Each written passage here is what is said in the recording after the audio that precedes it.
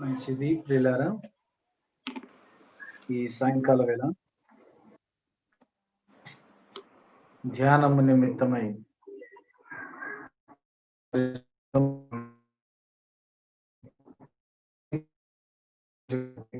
రెండవ అధ్యాయం పేతురు రాసిన మొదటి పత్రిక 2వ అధ్యాయం 11-12 వచనాలు నేను చదువుతాను. దయచేసి శ్రద్ధగా ఆలకించవలసిందిగా ప్రభు పేరిట మనవి చేస్తున్నాను. ప్రియులారా, మీరు పరదేశులను యాత్రికులనై ఉన్నారు కనుక ఆత్మకు విరోధముగా పోరాడు శరీరాశలను విసర్జించి అన్యజనులు మిమ్మల్ని ఏ విషయములో దుర్మార్గులని దూషింతురో ఆ విషయములో వారు మీ సత్క్రియలను చూచి వాటిని బట్టి దర్శన దినమున దేవుని మహిమపరచునట్లు వారి మధ్య మంచి ప్రవర్తన గల వారై ఉండవలెనని మిమ్మును బతిమాలు కొనుచున్నాను. చిన్న మాట ప్రార్థన చేసుకొని వాక్యాన్ని ధ్యానం చేద్దాం. ప్రార్థన.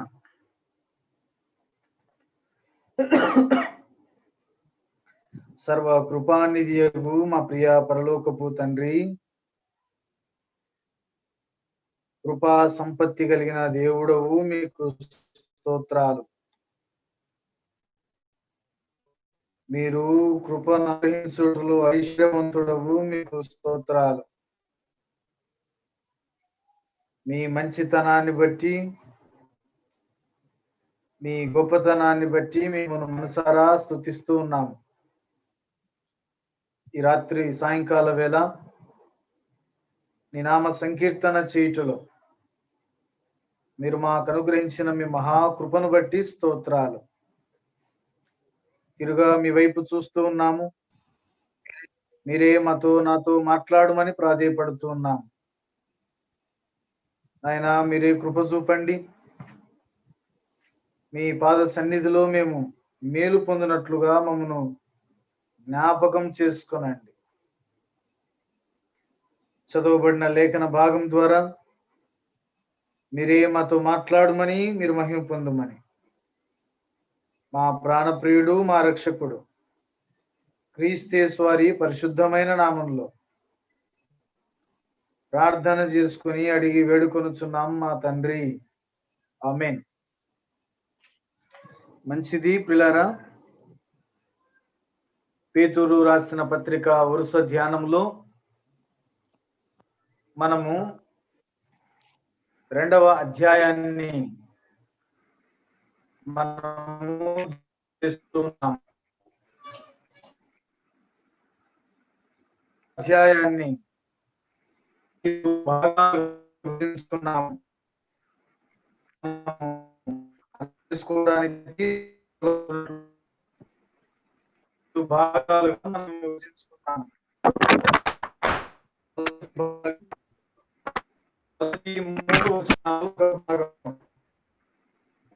దానికి రక్షణ అని పేరు పెట్టుకున్నాము. 4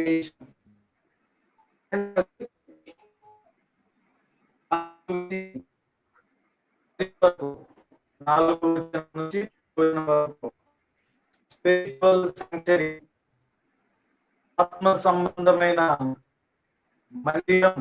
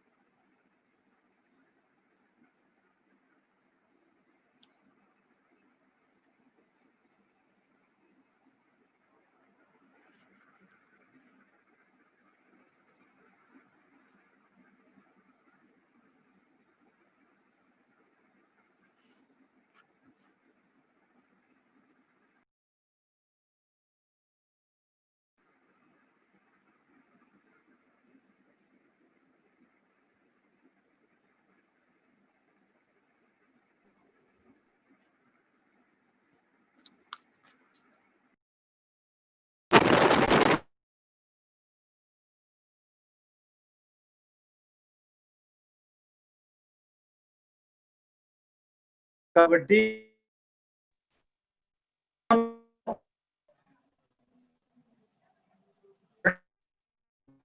ఆలోచన చేస్తూ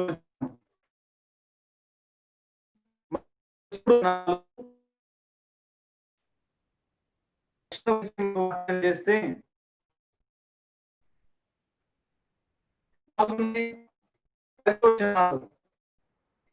స్పిరిచువల్ సెన్సరీ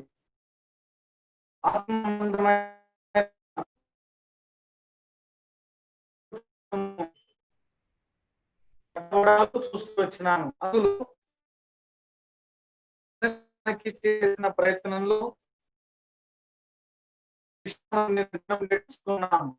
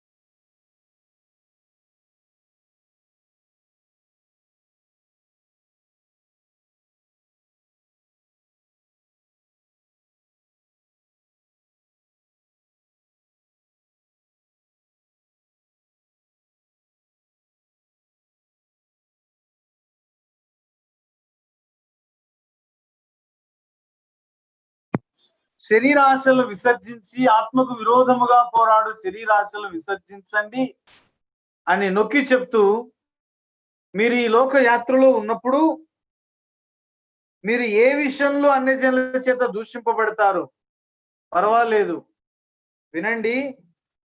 వారు ఏ విషయంలో మిమ్మల్ని దూషించినారో మీ సత్క్రియలను బట్టి వారు దేవుని మహిమపరుచున్నట్లుగా మీరు మంచి ప్రవర్తన గల వారే ఉండండి అని వారి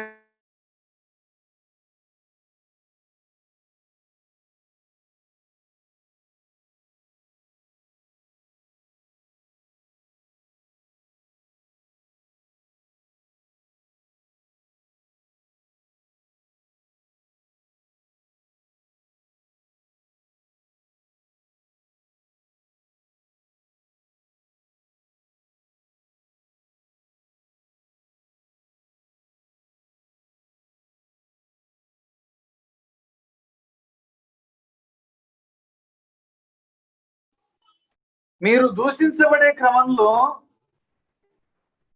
గుర్తించండి, మీరు అన్యజనులు ఏ విషయంలో మిమ్మల్ని దూషించినారో ఆ విషయంలోనే వారు ప్రభును మహిమపరుచున్నట్లుగా వారి మధ్య మీరు మంచి ప్రవర్తన గల వారు ఉండండి అని వారి విషయమై ప్రాధేయపడుతూ ఉన్నాడు. ఎంత మంచి నాయకుడండి,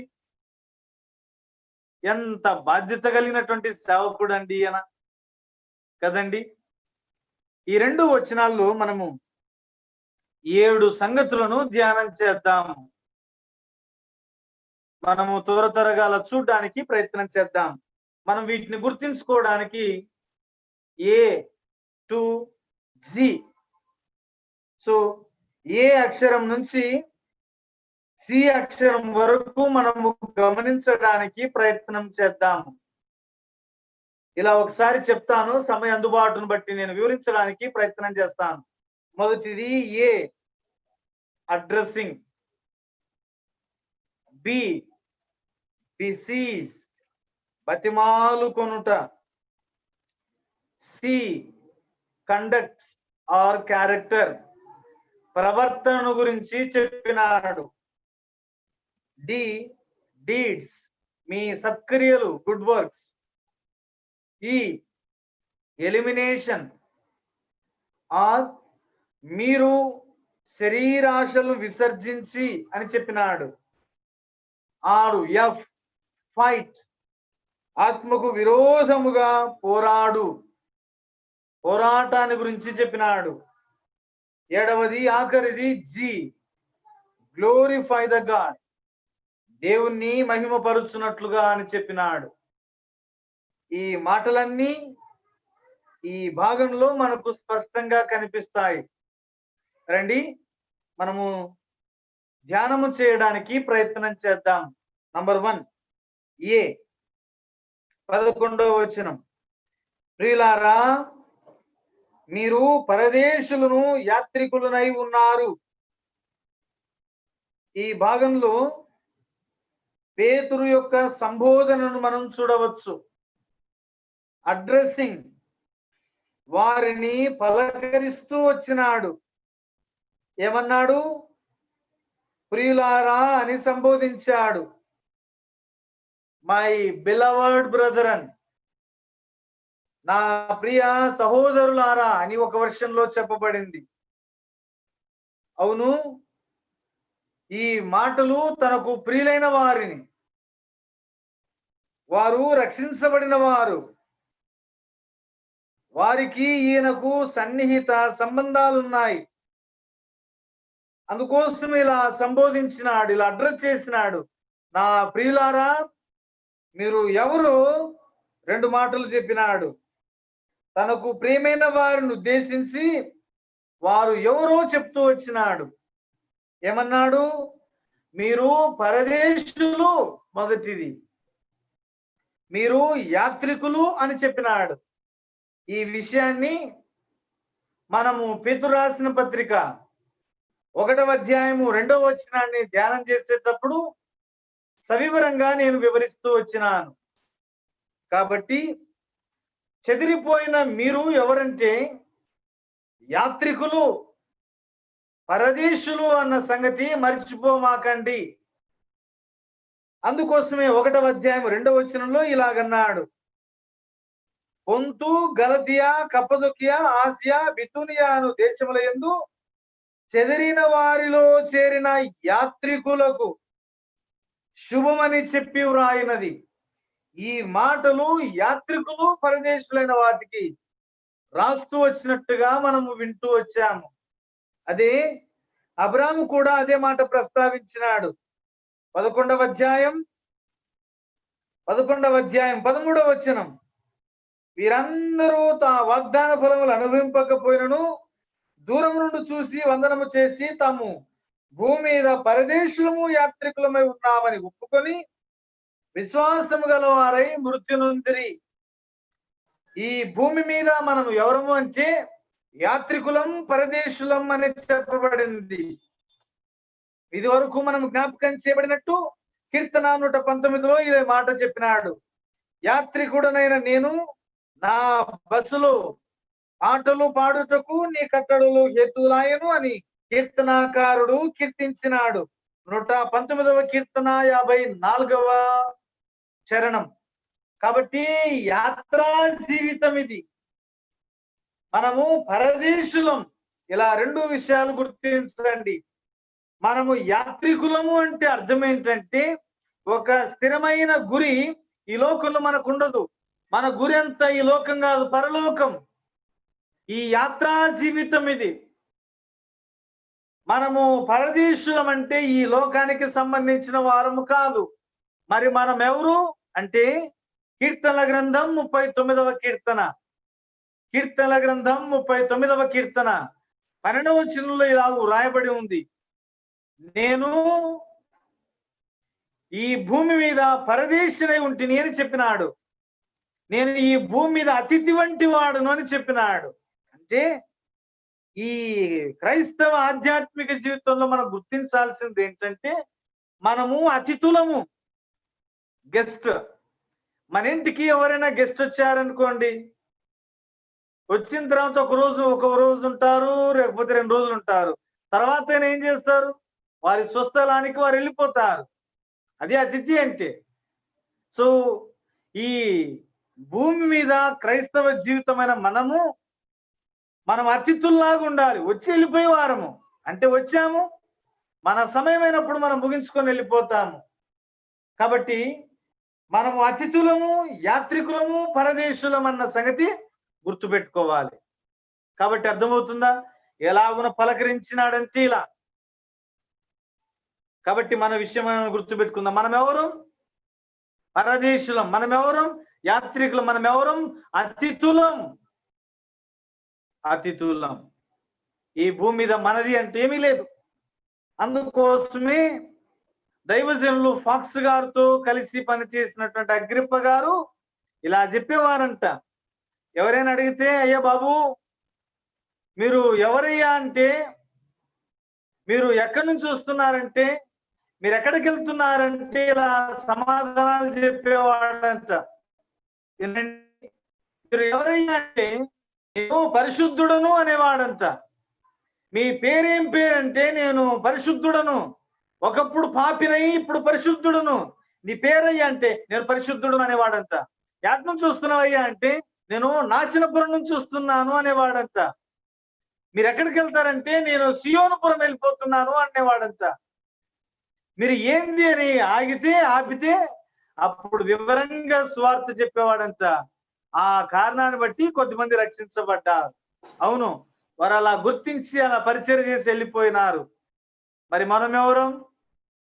మనకి భూమి మీద ఏ కార్డు లేకపోయినా పర్వాలే, ఏ పర్మనెంట్ అడ్రస్ లేకపోయినా పర్వాలే, ఒకటి గుర్తించాల్సింది ఏంటంటే మనది లోకం కాదు. అందుకోసమే హెబ్రీ గ్రంథకర్త అన్నాడు, అట్టి వారికి లోకం నివాసయోగ్యమైనది కాదు. అవును, నివాసయోగ్యం కాదని విడిచిపెట్టిపోయేది కాదు. కొంతకాలం ఉంటాము, మనము అర్థం చేసుకోవాలి. కాబట్టి మొదటిది అడ్రస్సింగ్. వారిని ఎలా పరిచయం చేశాడు, పలకరించాడంటే ప్రియులారా అని సంబోధించినాడు. సంబోధిస్తూ వారు ఎవరో కూడా చెప్పినారు. కాబట్టి మనం ఈ మాటలు గుర్తించుకోవాలి. 3 సంగతులు గుర్తించండి. 1, మనము యాత్రికులం. 2, పరదేశులం. 3, అతిథి వంటి వారము. ఇలాంటి ఎప్పుడైతే మనం ఇవి బాగా అర్థం చేసుకుంటామో క్రైస్తవ జీవితం నిమ్మలంగా ఉంటుంది. పోరాటం అనే దానికి అవకాశం ఉండదు, సమస్యలు అనే దానికి ఉండదు. కాబట్టి మొదటిది అడ్రస్సింగ్. దాటి వెళ్దాం. రెండవది 2వ అధ్యాయం 12వ వచనం ఆఖరి భాగం. వారి మధ్యను మంచి ప్రవర్తన గల వారే ఉండవలెనని మిమ్మును బతిమాలు కొనుచున్నాను అని చెప్పినాడు. మిమ్మును నేను బతిమాలు కొనుచున్నాను. ఒక వర్షంలో ఇలా రాసినాడు. ఏమన్నాడంటే, నేను మీ నిమిత్తం ప్రార్థన చేస్తున్నాను, మిమ్మును బతిమాలుతున్నాను, మీ కొరకు నేను బతిమాలు కొనుక్కుంటున్నాను అని చెప్పినాడు. రెండవది బిసీజ్. ఇలా చెదిరిపోయిన వారి కోసం, ఇలా శ్రమల్లో ఉన్న వారి కోసం, యాత్రికులుగా పరదేశులుగా జీవిస్తున్న వారి కోసం ఈయన ప్రార్థన చేస్తున్నాడు, వారిని బతిమాలుకుంటున్నాడు. మరి నేను మన జీవితంలో దేనికి బతిమాలుకోవాలి, ఎప్పుడు బతిమాలుకోవాలి? ఈ మాటలు మనం గుర్తించాలి. రండి. సో ఒక భక్తుడు ఎలాంటి పరిస్థితుల్లో బతిమాలుకున్నాడో మనము చూద్దాము. దినవృత్తాంతాలు 2వ గ్రంథం, 33వ అధ్యాయం. మనష్షేను గురించి చెప్పబడుతూ ఇలా మాటలు చెప్పినాడు. రండి, దినవృత్తాంతాలు 2వ గ్రంథం 33 వచనం 12. 33వ అధ్యాయం 12వ వచనం. అతడు శ్రమలో ఉన్నప్పుడు తన దేవుడని యెహోవాను బతిమాలుకొని తన పితరుల దేవుని సన్నిధిని తన్ను తాను బహుగా తగ్గించుకున్నాడు. ఈ భక్తుడు దేవుని బతిమాలుకుంటున్నాడు. ఎప్పుడు అంటే మనష్షే ఆరంభ దినాల్లో తన ఇష్టం వచ్చినట్టుగా జీవిస్తూ వచ్చినాడు, హేక్రియలు చేసినాడు, చెడుతనము జరిగించినాడు, విగ్రహాలకు పూజ చేస్తూ వచ్చినాడు. ఇవి కాదని ముహూర్తాలు చూసినాడు. తన కుమారుని అగ్నిగుండంలో దాటించినాడు. తాను చెడగా తన తర్వాత జనమంత అక్రమంగా ప్రవర్తించుటకు కారకుడైనాడు. ఇప్పుడు ఈయన అశూరు రాజు చెరలోనికి వెళ్ళినాడు. ఆ చెరలోనికి గొలుసుల చేత బంధించబడి బబులోన్లోనికి వెళ్ళిపోగా అక్కడ శ్రమలో ఉన్నప్పుడు తన దేవుడైన యెహోవాను బతిమాలుకుని. ఇలా వినండి, ఇతడు శ్రమలో ఉన్నప్పుడు బతిమాలుకున్నాడు తన వ్యక్తిగత జీవితం కోసం.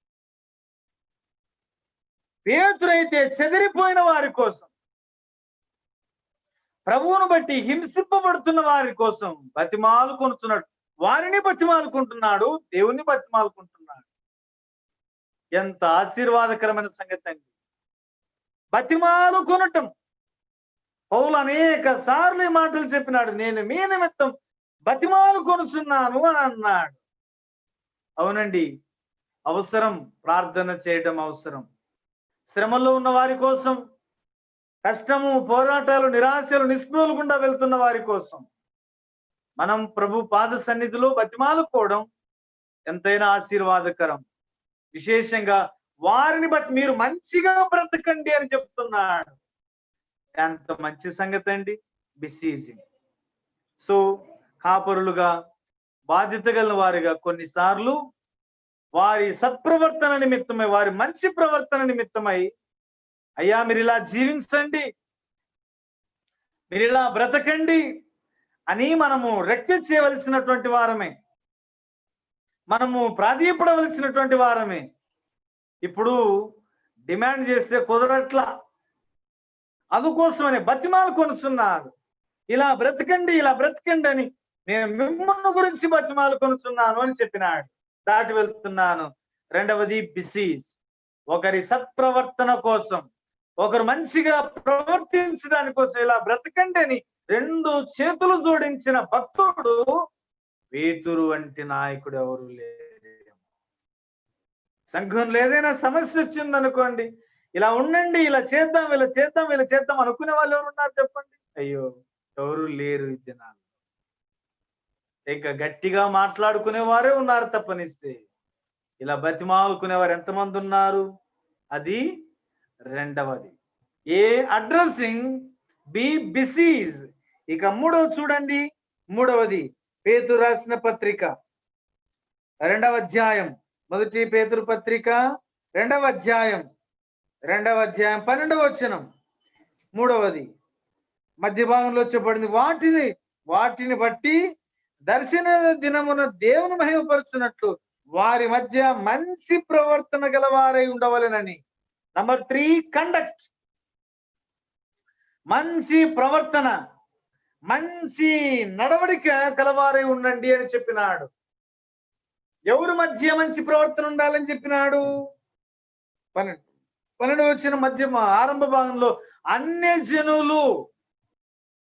జనులు అంటే ఈ చెదిరిపోయినటువంటి యూదులు ఆయా దేశాల్లో, అన్ని దేశాల్లో ఉండిపోయినారు.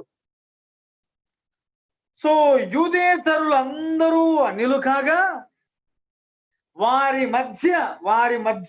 మధ్య మీరు ఎలాగూ జీవించాలంటే మంచి ప్రవర్తన, అది అత్యవసరమైన సంగతి. దేవుని ప్రజలమైన మనం, ఆయన రక్తములో కడగబడిన మనం, ఈ లోకంలో మనం ఎక్కడ జీవించినా, ఏ ప్రజల మధ్య జీవించినా, ఎలాంటి వాతావరణంలో మనం జీవించినా, do you have good conduct? మంచి ప్రవర్తన ఉందా? మరి అన్ని జనుల మధ్య మంచి ప్రవర్తన ఉండాలి అంటే ఒక 3 పనులు మనం తప్పనిసరిగా చేయాలి. అన్ని జనులకు మనకు వేరుగా ఎక్కడైనా ఉందా? రండి, మన కండక్ట్ ఏముండాలో చూద్దాం. రండి. అపోస్తలుల కార్యముల గ్రంథం 2వ అధ్యాయం 40వ వచనం.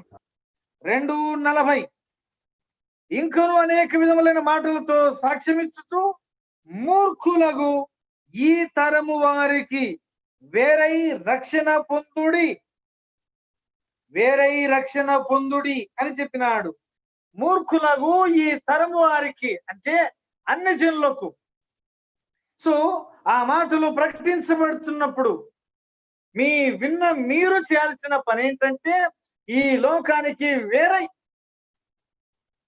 ఈ జనులకు వేరై వారి మధ్యలో మీరు ప్రభువుని అంగీకరించండి. నంబర్ 1 ఏంటంటే వారు మొట్టమొదట తమ పాపముల విషయమే పశ్చాత్తాపన్నారు.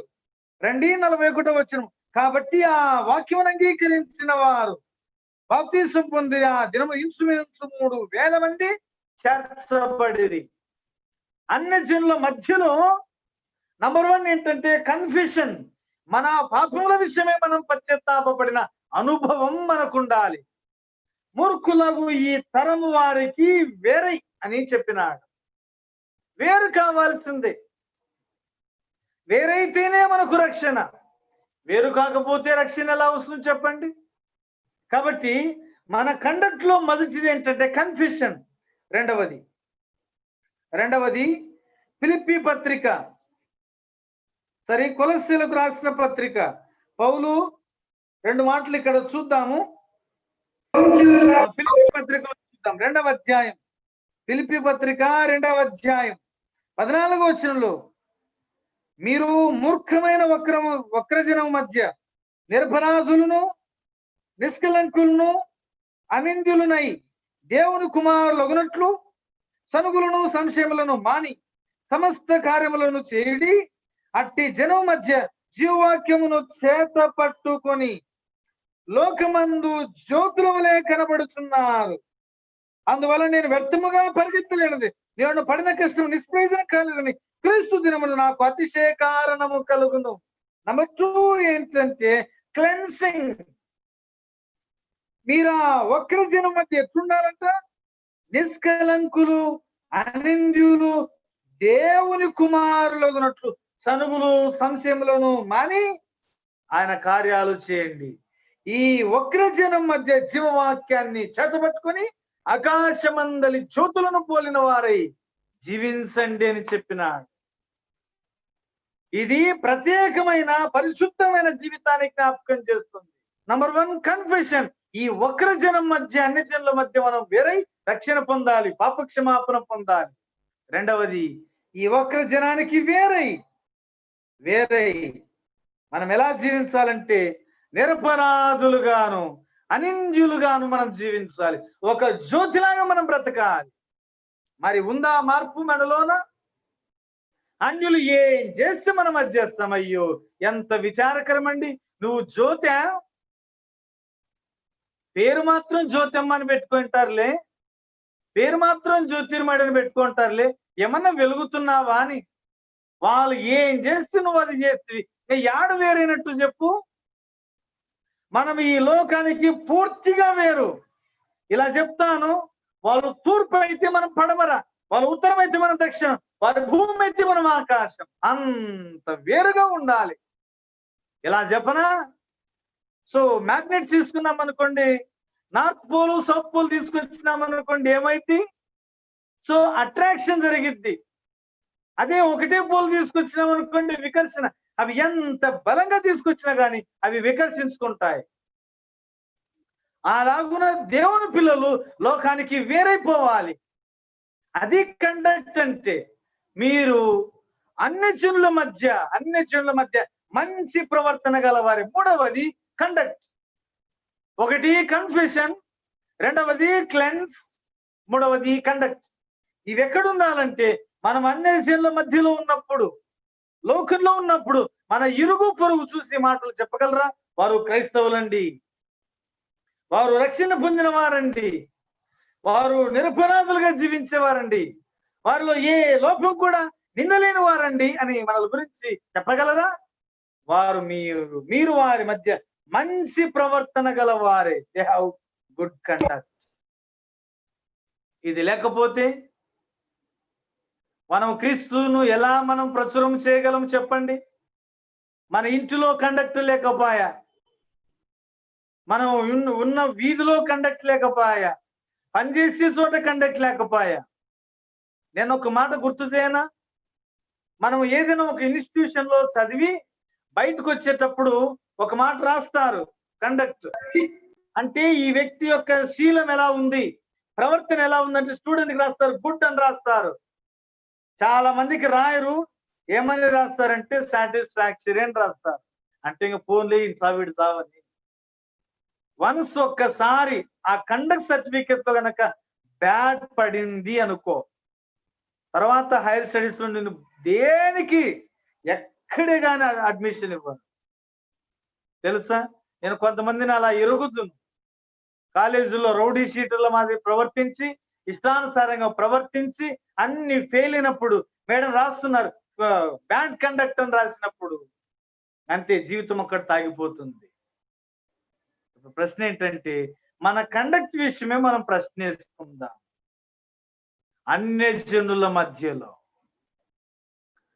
సో క్రీస్తు సాక్షిగా నీవు ఉంటావన్న పాటలో, నీదు సాక్ష్యము నిలుపుకుంటావన్న మాటలో అన్య జనుల మధ్యను క్రీస్తు మధుర నామము నీ వలన దూషింపబడుతున్నా అని భక్తుడు ఘంటాపటంగా రాసేసినాడు.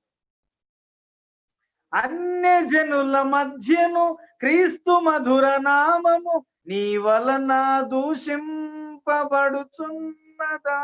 నీ క్రియల వలన అవమానం పొందుతున్నదా, క్రీస్తు సాక్షిగా నీవు ఉంటావా, నీదు సాక్ష్యము నిలుపుకుంటావా.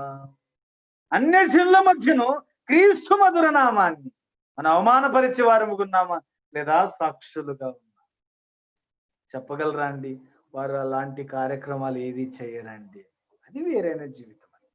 ఈ చెదిరిపోయిన వారు సాక్షులుగా ఉన్నారు. నీవు ఉన్న ప్రాంతంలో నువ్వు సాక్షిగా ఉండకపోతే, నువ్వు వెలుగకపోతే ఎవరు వెలుగుతారు చెప్పు? మీరు లోకానికి వెలుగు, మీరు కొండ మీద ఉన్న పట్టణం అని దేవుడు చెప్తే మనం అన్నం దాక్కొని అన్ని చీకటి కార్యాలు చేస్తాం. లోకస్తులు ఏం చేస్తే అది చేస్తాం. నో, దేవుని పిల్లలకి అది తగదు. Number 3C conduct. ఏ అడ్రస్సింగ్, వారిని పలకరించినాడు, సంబోధన.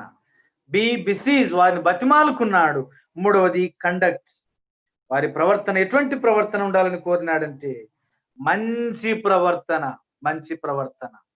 ఈ భాగంలో పేతురు దాదాపుగా వారి కండక్ట్, వారి ప్రవర్తన గురించి దాదాపుగా 8 సార్లు చెప్పినాడు. చెదిరిపోయిన వారు కోరేది ఏంటంటే కండక్టే. ఈ కండక్ట్ లేదనుకోండి కష్టం. కాబట్టి మీరు మంచి ప్రవర్తన గలవారై ఉండుడి. పై భాగంలో అన్నాడు 1:14 అన్నాడు, నేను పరిశుద్ధులు గనక మీరు సమస్త ప్రవర్తన యందు పరిశుద్ధులై ఉండుడి అని చెప్పినాడు. దాటి వెళ్దాం. 3 సంగతులు. ఇక 4వ చూద్దామా? డి, ఆ విషయంలో. సో అన్ని జనులు మిమ్మల్ని ఏ విషయంలో దుర్మార్గులను దూషింతురో ఆ విషయంలో వారు మీ సత్క్రియలను చూచి, గుడ్ వర్డ్స్, డీడ్, మీ పనులను చూసి వారి మధ్య మీరున్నప్పుడు మనలో సత్క్రియలు ఉండాలి. మనం అన్ని జనుల మధ్య బ్రతుకుతున్నప్పుడు, ప్రభువును ఎరుగని వారి మధ్య జీవిస్తున్నప్పుడు మన మంచి ప్రవర్తనతో పాటు ఉండాల్సింది ఏంటో చెప్పనా అండి? సత్క్రియలు. మనం ఏదైనా ఒక మంచి పని ఎప్పుడైనా చేస్తే అది మర్చిపోతారా చెప్పండి? ఒక భక్తురాలి చూపించనా? రండి. అపోస్తలుల కార్యముల గ్రంథం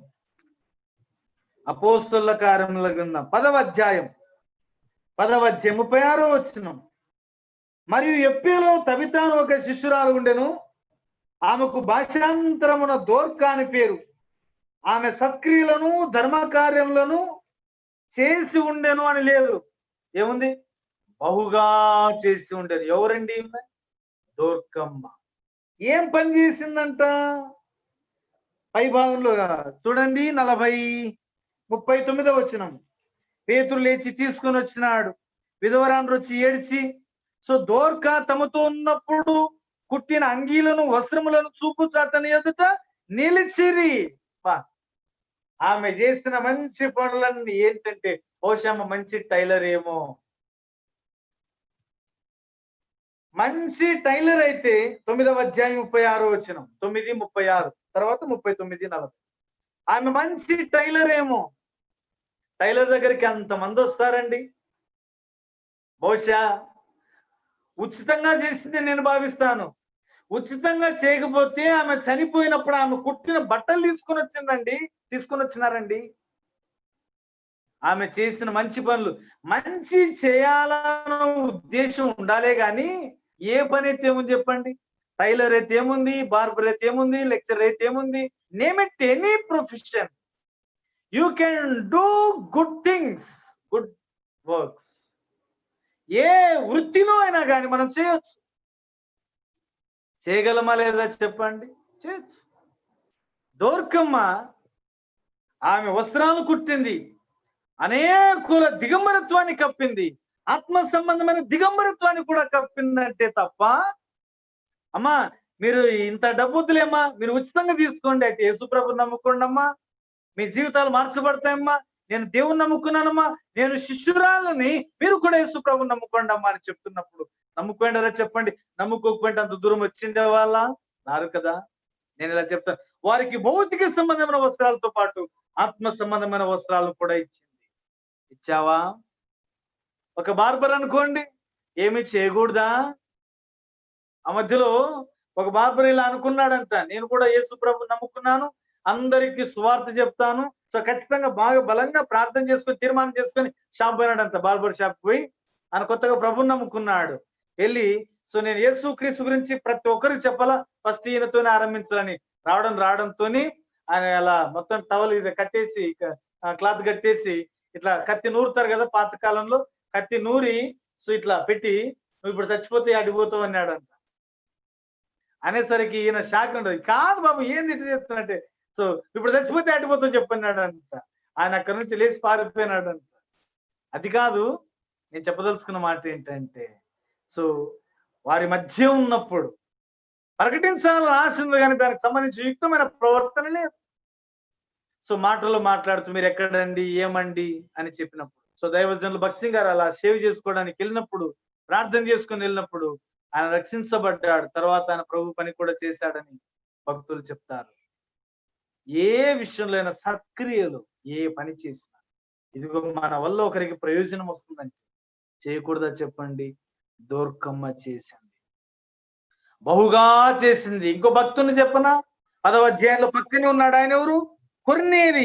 నీ ధర్మ కార్యాలు ఆడికి చేరిన పరలోకం చేరినాయి. మన ధర్మం చేస్తే మన ఇంటి పక్కల కూడా చేరదు. అది మనం 10 రూపాయలు 20 మందికి దానం చేసి దండోరేసే రకం మన సత్క్రియలు అంత గంభీరం. సో ఈయన ధర్మ కార్యాలు పరలోకాన్ని చూసినాయంట. పరలోకం ఆయన ప్రార్థనలు కూడా విన్నాడు. కాబట్టి స్నేహితులారా, సత్క్రియలందు ఆసక్తి కలిగిన వారముగా, తిమోతికి రాసిన మొదటి పత్రిక 2వ అధ్యాయం 10వ వచనంలో సత్క్రియలు అనే అలంకరణ మనం కలిగి ఉండాలి. సత్క్రియలు అనే అలంకరణ, ఆ మంచి మాటలే మంచి పనులే మనకు ఒక అలంకరణగా ఉండాలండి. ఒక్క మాట గుర్తు చేసి ముందుకు వెళ్తాను. యుగోస్లోవియా దేశం నుంచి మన భారతదేశానికి, కలకత్తా ప్రాంతానికి సో కారు చీకటిలో ఉండి వెలుగు లేక మురికి వాడలు కొట్టుమిట్టాడుతున్నటువంటి ఈ పశ్చిమ బెంగాల్ ప్రాంత ప్రజల దగ్గరకు ఎవరు వచ్చారండి? యుగోస్లోవియా దేశం నుంచి తెరీసా. ఆమె కుష్ఠరోగులను ఎంత అమితంగా ప్రేమించింది. విధవరాండ్రను, దిక్కులేని వారిని, ఎన్నికలేని వారిని దగ్గర తీసుకునే వరకు ఒక కుటుంబం లాగా చూస్తుంది, కార్యాలు జరిగించింది. ఒక్క సందర్భం నేను జ్ఞాపకం చేస్తాను. ఒకసారి తన అనాథాశ్రమంలో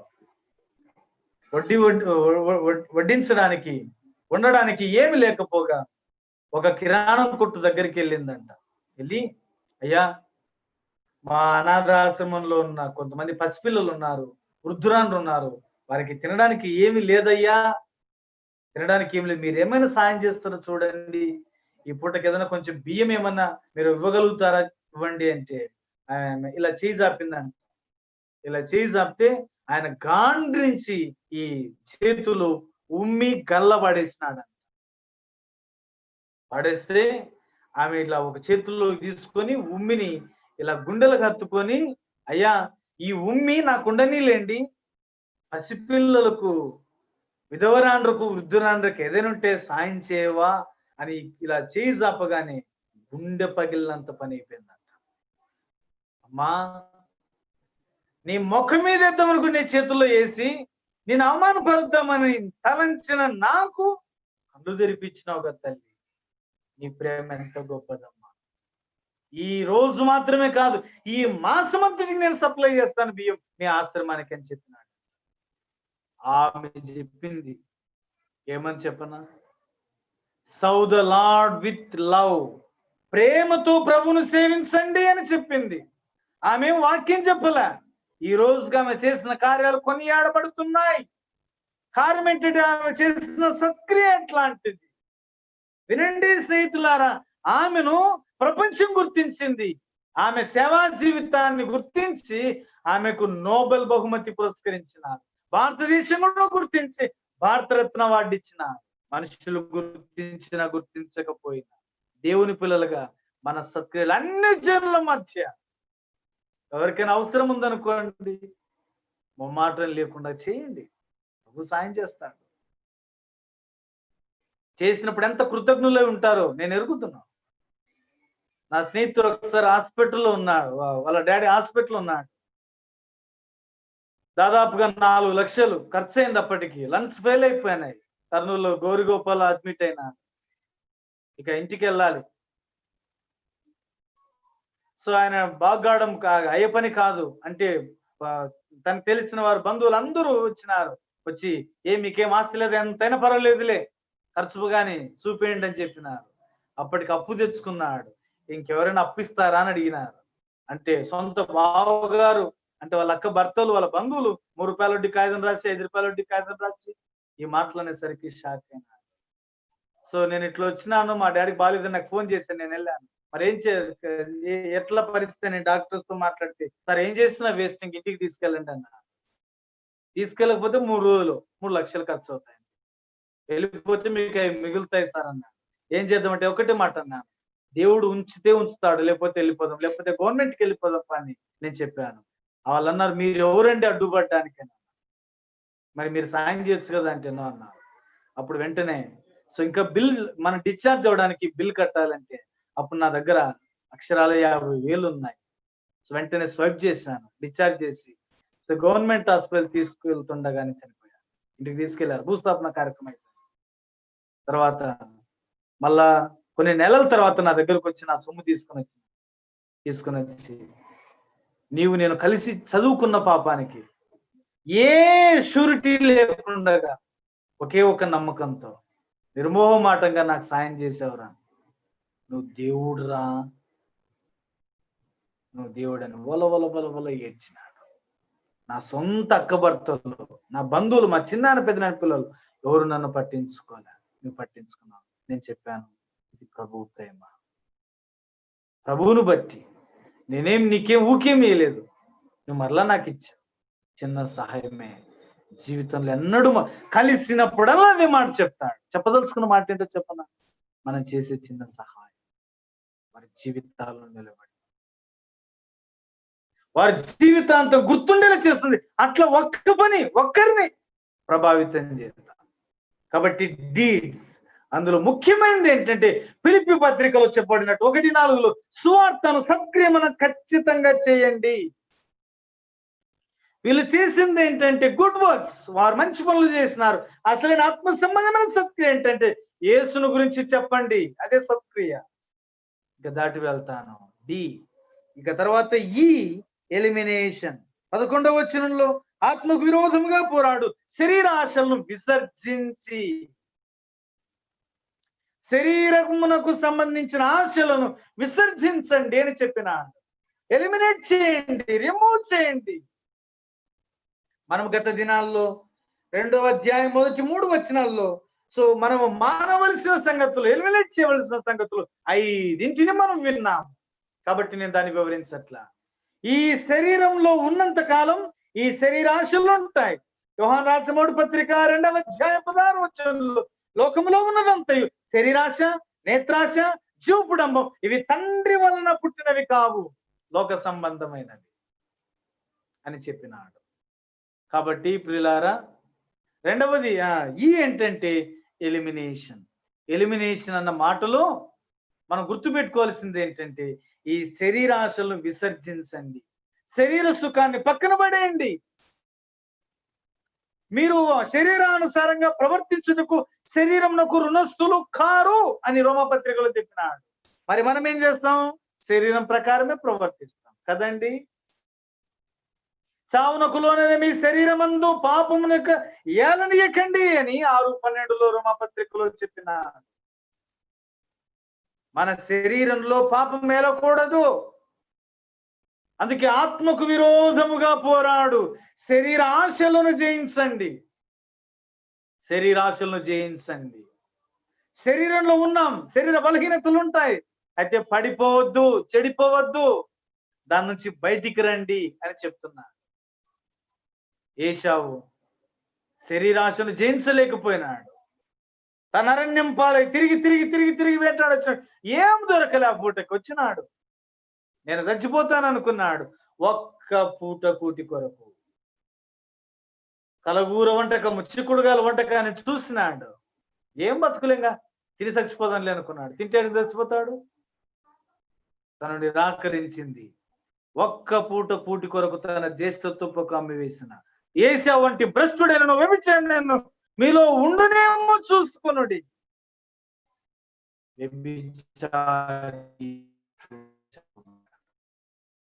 శరీరం యొక్క ఆశలను జయించలేకపోయినాడు, భ్రష్టత్వంలోనికి వెళ్ళిపోయినాడు. ఇప్పుడు చిన్న చిన్న ఆశలు, శరీరానికి సంబంధించిన ఆశలు, లస్, వీటికి మనం ఏం చేయాలంటే పారిపోవాలి. 2 తిమోతి 2:22 2:2 గుర్తుపెట్టుకోండి. 2 తిమోతి 2వ అధ్యాయం 22వ వచనం. నీ యవనేచ్ఛలు విడిచి పారిపోమ్ము, పారిపోతే బతుకుతాం. విసర్జించండి.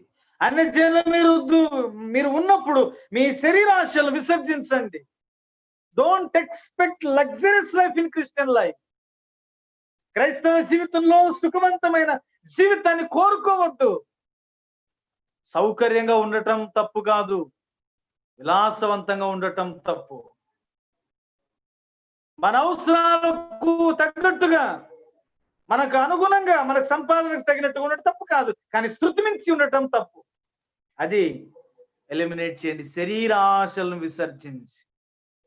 ఆఖరి మాట ఎఫ్ 11వ పోరాడు, ఫైట్ అగెన్స్ట్ ఫ్లెష్. ఆత్మకు విరోధముగా పోరాడు శరీరాశలను. Fight against lust of flesh. ఈ శరీరానికి విరోధముగా రోజు ఏంటి చెప్పండి? పోరాటమే. మనకుంటుందే ఉండదు చెప్పండి? రోజు పోరాటమే. అసలు క్రైస్తవ జీవితం అంటేనే ఒక యుద్ధ జీవితం. ఒక భక్తుడు అన్నాడు, christian life it is a battle life.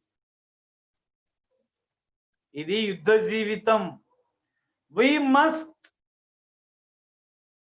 Have warfare and whole armour. ఇలా పోరాడేటువంటి క్రమంలో నేను ఆత్మ సంబంధమైన యుద్ధోపకరణాలు ధరించాలి. పోరాడాల్సిందే. సో లోకంతో పోరాడాల్సిందే, శరీరంతో పోరాడాల్సిందే, సాతానుతో పోరాడాల్సిందే. ఇంకా పోరాడాలి కదా, ఇంటి పక్కలతో కొట్లాడకూడదు, కాలేజీలో పక్కన వాళ్ళతో కొట్లాడుకోకూడదు. ఆత్మ సంబంధమైన పోరాటంలో పోరాడాలి. ఈ పోరాడే క్రమంలో ప్రశ్న ఏంటంటే, సో ప్రతి దినం ముగింపులో ఇలా ప్రశ్న వేసుకుందాం, గెలుస్తున్నామో ఓడిపోతున్నామో? ఆ మధ్యలో దైవ సేవకులు జయపాల్ గారి సంఘటన చెప్పినారు. ఏమన్నారంటే, మన దేహంలో శరీరాన్ని ఇలా పోల్చినాడు. ఆత్మను తెల్ల కుక్కలాగా, తర్వాత శరీరాన్ని నల్ల కుక్కలాగా పోల్చి సో మనం శరీరానికి ప్రాముఖ్యత ఇస్తామా, ఆత్మకు ప్రాముఖ్యత ఇస్తామని చెప్పినాడు. అంటూ ఏమన్నాడంటే ఇలా అన్నాడు, పొద్దున్న లేచి లేగానే ఏం చేస్తారు? బెడ్ కాఫీ తాగుతారు. శరీరానికి ఆత్మగా చెప్పండి. మోకాళ్ళ మీద పడి ఒక్క 5 నిమిషాలు ప్రార్థన చెయ్యంలే, చేస్తే చాలా సంతోషం. చేయము, కానీ బెడ్ కాఫీ మాత్రం తింటాం. తర్వాత మళ్ళీ బ్రేక్ఫాస్ట్. సో బ్రేక్ఫాస్ట్ వెంటనే 10 ఇడ్లీలు తింటాం, 10 వచనాలు కూడా చదువు. ఎవరికి? నల్ల కుక్కకి. మళ్ళా తర్వాత 11 కాగానే స్నాక్స్, మళ్ళా 1 కాగానే లంచ్, మళ్ళా సాయంత్రం 5 కాగానే స్నాక్స్, మళ్ళా రాత్రి సప్పరిస్తావు బాగా. ఇలా ఫుల్గా పొద్దున్న లేచినప్పటి నుంచి రాత్రి వరకు దేన్ని మేపుతున్నావు? శరీరాన్ని ఫుల్గా మేపుతావు. కావాల్సిందల్లా చూస్తావు, మాట్లాడాల్సిందల్లా మాట్లాడేస్తావు, శరీరానికి అడ్డం లేకుండా చెప్తావు. పొద్దున్న లేచి ఆత్మ అంటది, ప్రార్థన చేసుకోవచ్చు కదంటే అట్లా ఆత్మ చాలా ఇస్తున్నాను. అప్పటికే డ్యూటీకి టైం ఏంటది, పరిగెత్తుకుంటే వెళ్ళిపోతాం. 4 వచనాలు అన్నది వాళ్ళు వచ్చినాక చదువుతలే అంటాం.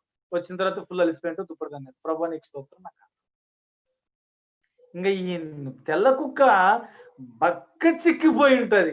యుద్ధం వస్తుంది, రానే వస్తుంది, శరీరానికి ఆత్మకు రానే వస్తుంది. మరి ఎవరు గెలుస్తారు చెప్పండి? రోజు పెంచి పోషిస్తున్నావే ఈ నల్ల కుక్కను, ఆటోమేటిక్ గా తెల్ల కుక్క మీద విజయం వస్తుంది. మన జీవితంలో ఇలా ఆత్మను ఎన్నిసార్లు ఓడించుకున్నాము మనకు తెలిసి మన శరీరాన్ని. అయ్యో, శరీరాన్ని జయించండి, ఆత్మకు విరోధముగా పోరాడు, ఫైట్ అగైనెస్ట్ ఫ్లెష్. ఇక ఆఖరిది, ఇవన్నీ ఎందుకు చెప్పినాడంటే 12వ వచనం, వాటిని బట్టి దర్శన దినమున దేవుని మహిమపరచునట్లు అన్ని జనులు ఏ విషయంలో మిమ్మల్ని దుర్మార్గులని దూషించినారు ఆ విషయంలో గుర్తించండి. మీ సత్క్రియలను బట్టి వారు దేవుని మహిమపరచునట్లుగా, వారు దేవుని మహిమపరచునట్లుగా.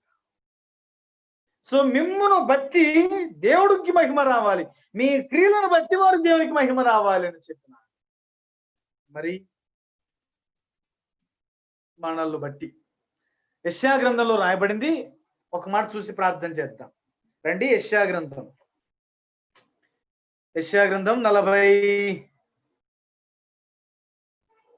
49వ అధ్యాయం 3వ వచనం, 49:3. ఇశ్రాయేలు, నీవు నా సేవకుడవు, నీలో నన్ను మహిమపరచుకున్నదని ఆయన నాతో చెప్పాను. ఇశ్రాయేలు, నీవు నా సేవకుడవు, నీలో నన్ను మహిమపరచుకుందు. ఎలారా చెదిరిపోయిన వారులారా, మీ ద్వారా దేవునికి మహిమ రావాలి, మీ ద్వారా దేవునికి మహిమ రావాలి అని చెప్పినాడు. అది దేవుడు కోరుతుంది, మన ద్వారా దేవునికి మహిమ రావాలి తప్పనిస్తే. రోమా 2:24 చెప్పినాడు, మిమ్మును బట్టియే కదా అన్ని జనులు ఎదుట నా నామము దూషణ పాలవుతుంది. ప్రశ్న ఏంటంటే, మనల్ని బట్టి మహిమన, గ్లోరీనా, మనల్ని బట్టి దేవునికి దుఃఖమా? Is a grief or glory? ప్రశ్నించుకుందాం. పేతురు నుంచి కోరేది ఏంటంటే, అయ్యలారా, పేతురు అడుగుతున్నాడు, అన్ని జనులు ఏ విషయంలో మిమ్మల్ని నిందించినారు, దూషించినారు, దుర్మార్గులని సంపేసినారు, వారి మధ్య మీ ప్రవర్తన సరిగా ఉంది, సాక్షులుగా ఉన్నాడు. మీ సత్క్రియలను చూచి దర్శన దినం ఒకటి ఉంది, దేవుడు విజిట్ చేసే దినం ఉంది, ప్రభు చూసే దినం ఒక రోజు ఉంది. ఆ రోజు మనుష్య కుమారుడు మహిమపరచబడాలి. అది పేతురు యొక్క హృదయాభిలాష. మనల్ని బట్టి దేవునికి మహిమ వస్తుందా, అవమానం వస్తుందా? ప్రశ్నించుకుందాం. ముగింపులో, ఈ జీవితం ద్వారా విలువైన రక్షణ భాగ్యాన్ని ఇచ్చి, అమూల్యమైన తన రక్తాన్ని కార్చి, నీతిమంతులుగా, నిర్దేశులుగా మనలో తీర్చి, ఆయన కొరకు సాక్షులుగా బ్రతకాల్సిన మనం, ఆయనకు మహిమ తీసుకురావాల్సిన పోయి ఆయనకు దుఃఖకరంగా జీవించడం అవసరం. ఇంకా ఎవరైనా యేసు ప్రభువుని నమ్మకపోతే అంగీకరించండి. అంగీకరించిన మనం ఆయనకు సాక్షులుగా జీవిస్తూ ఆయన మహిమార్థమై లోకంలో జీవిద్దాం. 7 సంగతులు చూసాం. ఏ ఫర్ యాపిల్ అనకూడదు ఇప్పుడు. A is for addressing, B is for beseech, బతిమాలు కొనటం, సి ఇస్ ఫర్ కండక్ట్, ప్రవర్తన, డి ఇస్ ఫర్ డీడ్స్, పనులు, ఈజ్ ఫర్ ఎలిమినేషన్, విసర్జించండి, ఎఫ్ ఇస్ ఫర్ ఫైట్, పోరాడండి, G is for glorify the God, దేవుని మహిమపడతాం. దేవుడు అనుగ్రహించిన కృపను బట్టి, సహవాసాన్ని బట్టి దేవుని కొందనమ్ములు స్తుతులు చెల్లి. దేవుడు తన పరిశుద్ధ వాక్యమును దీవించును గాక. నా వందనాలు. Thank you.